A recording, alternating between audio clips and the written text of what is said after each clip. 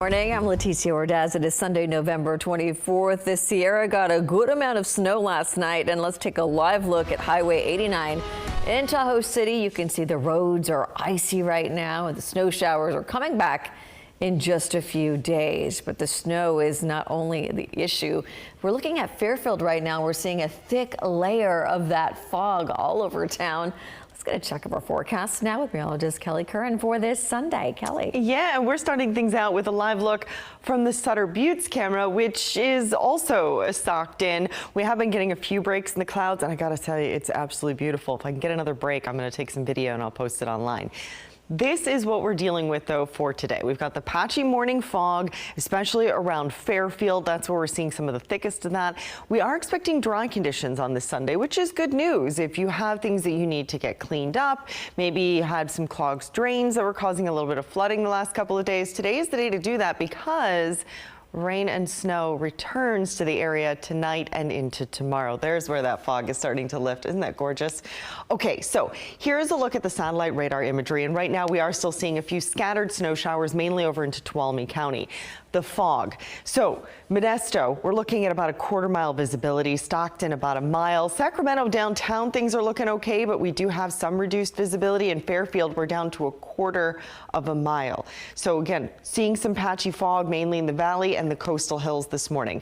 Temperatures, Sacramento, colder. It's 37 degrees for us right now. Auburn, you're at 39. Truckee's coming in at 19 degrees. Now, like I said, dry conditions today, partly sunny skies once this fog starts to lift. And if you're heading to the farmer's market today, maybe you're going to go get supplies for Thanksgiving, bundle up because it is going to be chilly. Only 51 degrees at 10 a.m. and by lunchtime still just 55. We're going to talk more about when the rain and snow returns. That's coming up. Aaron, let's head over to you. How are things looking on the road? Yeah, perfect timing actually, because we're at the chain control checkpoint for trucks, and a semi-truck just pulled up. It's important to stop here in Applegate because this is where Caltrans and CHP are just checking that everybody has what they need in terms of truckers, because over the summit there are chain controls in effect. So let me rattle those off to you because it's quite a lot, just like it was yesterday morning. So I-80 eastbound, Nyack to Truckee, I-80 westbound, Donner Lake interchange to Nyack, SR 267, Truckee to Kings Beach, SR 89 from Truckee to Little Truckee Summit, and SR 89 south from Truckee to Tahoe City. That's all in R2 chain control. So what does R2 chain control mean? That means the speed limit in those zones is 25 miles an hour, nothing above. And if you are someone who has four-wheel drive with snow tires, you don't have to have those chains on. They simply have to be in your car because your car is equipped to go over the conditions we're seeing right now. The important takeaway is that, yes, it is quite nicely insulated here, even though it's in the 30-degree mark, 30 to 40 degrees here in Applegate. Doesn't feel too terribly chilly. The ground, not that damp, but when we were over the summit yesterday morning, multiple spinouts, multiple car wrecks, people down in the embankment. So take it slow and also have chains with you, and don't be that person in a truck that speeds past Applegate. CHP is here and stopping people. And if you just want to keep ahead of those conditions and know what you're going into, if you're headed into the Sierra, see, lots of semi-trucks. You can just use their Caltrans Quick Maps app.